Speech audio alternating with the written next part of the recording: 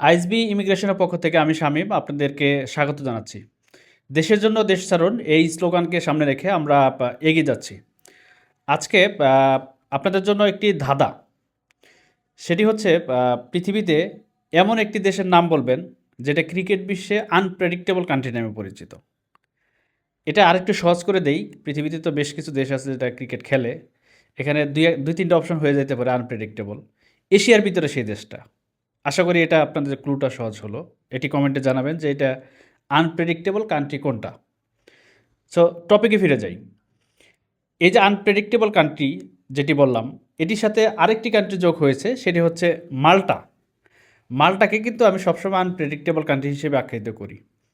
কারণ এটা হচ্ছে এমন একটি দেশ যে এই দেশটি কখন কোন প্রোফাইলে কোন সময় ভিসা দিবে সেইটা আন্দাজ করাটা খুবই ডিফিকাল্ট।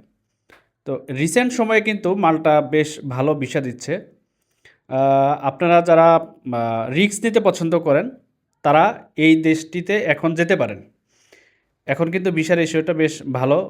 এখানে সুবিধার যে জায়গা সেটি হচ্ছে আপনার টিউশন ফিটা আগে দিতে হচ্ছে না। পৃথিবীতে হাতে গোনা কিছু দেশ আছে যেগুলোতে টিউশন ফি আগে পেমেন্ট করতে হয় না। নিউজিল্যান্ড একটা এবং মাল্টা আরেকটি দেশ, যেইগুলো টিউশন ফিটা আপনি পরে দিতে পারবেন ভিসা পাওয়ার পরে।